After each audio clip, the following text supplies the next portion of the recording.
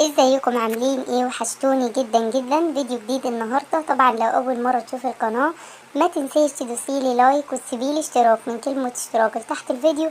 ويلا بينا كده نبتدي الفيديو النهارده كده معايا. عندي كده فرختين كنت منضفاهم كويس قوي قوي، وعامله لهم كده محلول نقع علشان الزفاره. دول فرختين، يعني الفرخه قولوا معايا كده في حدود كيلو كده. انا هحشيهم كده. قطعت كده بصل بفلفل اسود كده وشوية ملح، بس مش هحط اي حاجة تاني.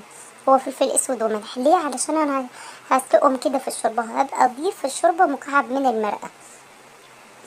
بس حشيتهم كده بالبصل من جوه، وهديلهم بس الاول صدمة كده على النار، وبعد كده هنزل بالمية المغلية عليهم.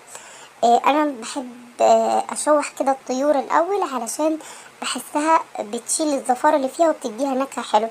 طبعا هنحط حبهان، هنحط ورق لورا، مرقة دجاج. يعني هنظبط كده عشان نعمل كده شوربة حلوة، علشان نقدر نستخدمها ونعمل عليها اكل بتاعنا. بس دي كانت اول حاجة كده معايا. اهم حاجه في الطيور عامه انك انت تنضفيها كويس، وزائد انك انت تنقعيها كمان كويس.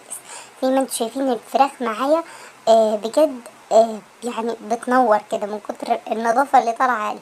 طبعا انا نضفتهم كويس وظبطتهم، ويعني ايه، ظبطت كل حاجه فيهم علشان ما تكونش زفره ولا اي حاجه فيها. حطيت كده حتة سمنة. بعد كده هنزل بالفراخ يعني بتاعتي، بعد ما السمنة كده بتاعتي ايه تسخن كده شوية. بس زي ما قلت لكم هديلها بس تشويحة بسيطة مش اكتر من كده. وهنزل بعد كده ايه بالمية. طبعا مهم جدا ان احنا ننزل بالمية تكون مغلية، ما ينفعش ننزل بمية من الحنفية على طول، لا. علشان لو نزلت بيها على طول الفراخ بتاعتك هتغيب في السوا قوي، ومش هتبقى لطيفة معاكي. فالافضل ان اي حاجة هنشوحها على النار، سواء لحمة فراخ ايا كان، بنضيف لها ميه كده مغليه من الكتل. طبعا انا عارفه انكم كلكم ستات بيوت شاطرين، بس انا بقول للبنات اللي بتتفرج عليا جديد، او البنات الصغيرين اللي بيحبوا يتعلموا الطبخ وكده. فبقول لكم كده تركات بسيطة علشان تفرحوا كده بيها ماما، او ان انت تتعلمي حاجة لنفسك تكوني بيها ست شاطرة كده وناجحة وجميلة. طبعا حطيت فلفل اسود حصى. طبعا لو عندك اي حاجة حصى حطيها، هتنكد معاكي الشوربة وهي هتديلها تست كده حلو. انا كده ايه اديتها صدمة الاول على الجنب ده، بعد كده هديلها صدمة. طبعا مهم جدا سواء فراخ او حمام انتي عاملاه كله، مهم جدا انك تقلبيه على بطنه وتسقيه، وتخلي البطن كده من جوه، وتخلي كده الظهر بتاعها من فوق. ليه بنعمل كده؟ علشان آه آه يعني اللحم كده بتاع الفرخة او الحمامة او ايا كان الطير اللي انت تسلقيه، سواء بط وز ايا كان، آه هيستوي احسن وهيكون افضل لو حطيتيه على الظهر. ما فيهوش لحم، فهيتهرى معاكي، هيبقى هو اللي واخد سخونية النار اكتر، فمش هيستوي معاكي كويس. وكمان هتلاقيه فتح معاكي الجلد، وتلاقي العظم بان، وهيكون منظره مش لطيف. فالافضل انك انت تحطيه على بطنه زي ما انا عاملاه كده. طبعا بيقلبيه من فترة، يعني من وقت لوقت. طبعا يعني دي فراخ صغيرة فمش هتاخد معانا اي سوا. بس حبيت كده اقول لكم التركات البسيطة دي، لانها بجد بتفرق قوي في تيست الاكل يعني وكده. بس يعني زي ما انتم شايفين، اصلا شايفين شكل الشوربه عامله ازاي من قبل ما تغلي. شايفين كميه الدسامه اللي طلعت عليها مع انها فراخ صغيره. دي تعمل لك كده تيست وتخلي لك ريحه الشوربه جميله. جربوا تشوحوا الحاجه الاول، بجد بتفرق جدا.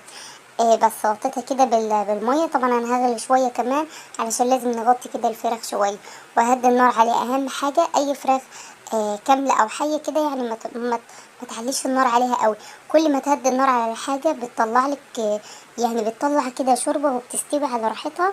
بجد بجد بتكون يعني بيكون طعمها جميل قوي.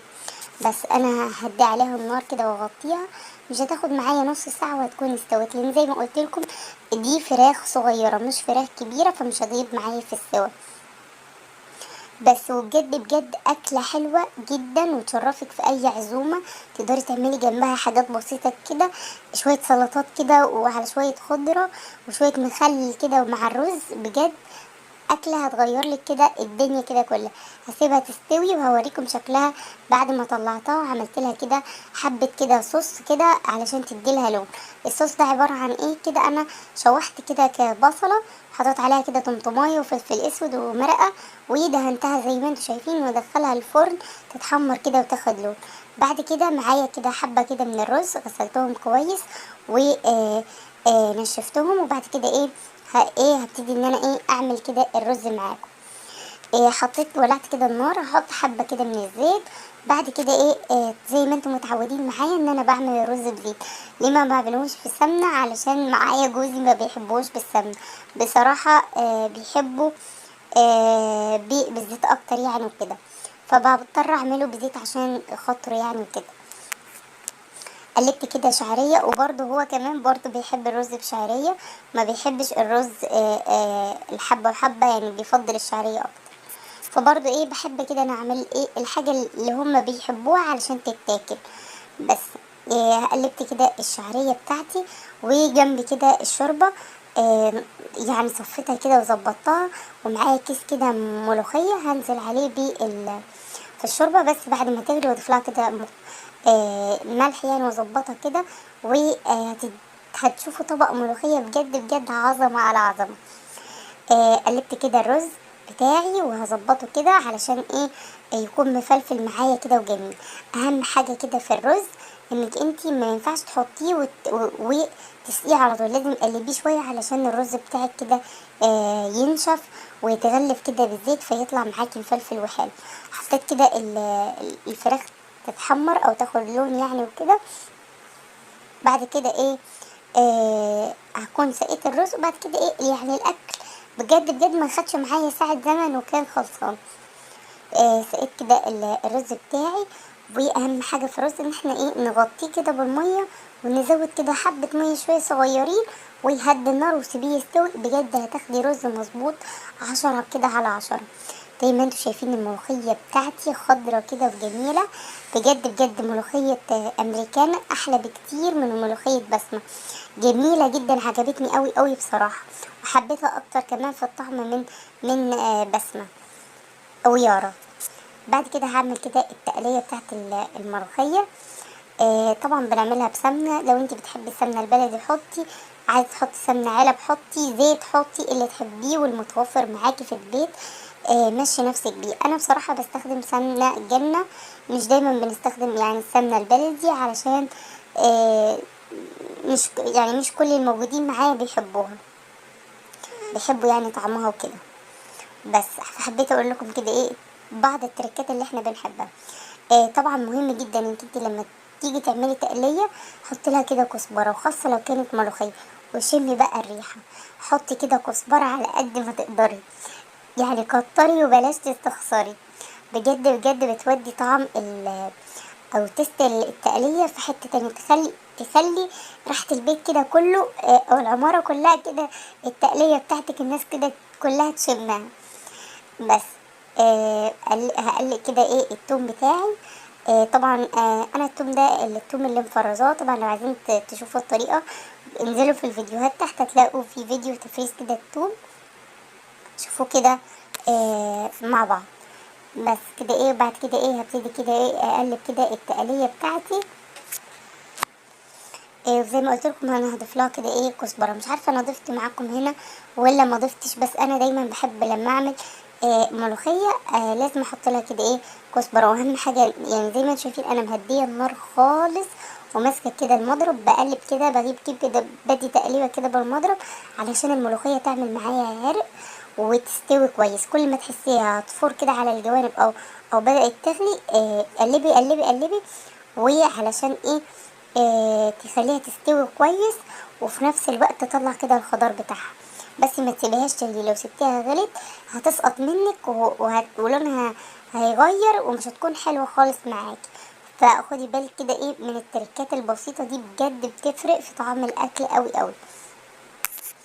بس بعد كده ايه يعني عملت التومه وكان الرز جاهز والفرخه كده، والفراخ كانت في الفرن كده. كل حاجه هتخلص كده مع بعضها.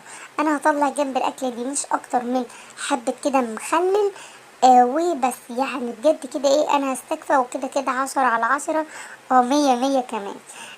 لان بجد الاكله دي مش محتاجه اي حاجه تاني جنبها. هقلب كده التقلية بتاعتي وانزل بيها كده ايه على الملوخية، ونرفع كده بالكبشة كده بتاعتنا، ونشوف قوام الملوخية عامل ازاي. حطيت كده سنة كزبرة. انا ما بحبش اضيف الكزبرة هي ونية قبل ما بنطفي النار، بحبة كده صغيرين بضيف الكزبرة بتاعتي. زي ما انتم شايفين كده ايه الكزبرة مع الملوخية بجد بجد خطيرة، تحفة قوي قوي. جربوها وبجد هتدعولي. جربوا التريكات البسيطة اللي انا بقولها، هتفرق معاكم في تيست الاكل خالص. زي ما انتم شايفين شكل الملوخية بجد كده ايه يفتح النفس كده وقمر. جميلة قوي قوي. هغرف كده معاكم الاكل واوريكم الشكل النهائي هيكون عامل. انا جبت صينية كده كبيرة وعرفت فيها كده كمية الرز، وهحط عليها الفراخ كده على الوش، علشان يعني اعمل كده شوية كده تركات كده وحركات. زي ما انتم شايفين بصوا شكل الفراخ عامل ازاي، بجد بجد تفتح النفس كده وخطيرة كده. وهي تقدري لو معاكي كزبرة او اي خضرة حطي عليها كده على الوش، بس انا ما كانش معايا بصراحة فما حطيتش. بس انت لو عندك كده رشي واعملي كده طبق طحينة، وكده الاكله بتاعتك هتكون جاهزه. انا بصراحه ما عملتش غير شويه مخلل وطلعت الملوخيه وكده ايه. حسيت ان الاكله مش محتاجه اي حاجه تاني جنبها اكتر من كده، لان يعني حسيتها كده كده 100/100. هي مش محتاجه اي حاجه تاني. بس تعالوا اوريكم كده الشكل النهائي هيكون عامل ازاي. بصوا ادي الملوخيه بتاعتي لونها جميل وطعمها كان بجد فظيع فظيع فظيع. والفراخ بتاعتي كانت جوسي كده وجميله وطريه وكانت تحفه. وبس، وده كان الفيديو بتاع النهارده. يا رب يعجبكم. ما تنسونيش في اللايك والاشتراك.